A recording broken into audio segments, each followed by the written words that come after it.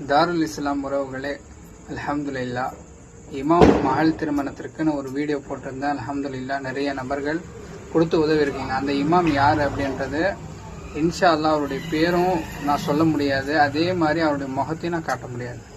இன்னொரு விஷயம் இருக்குது, அவருடைய கையில் நான் அந்த பணத்தை கொடுக்கும்போது இன்ஷா அல்லாஹ் நான் அதை ஒரு வீடியோ மாதிரி எடுத்து அவர் உங்களுக்கு நன்றி சொல்கிற மாதிரி நான் ஒரு வீடியோ எடுத்து அனுப்புகிறேன்.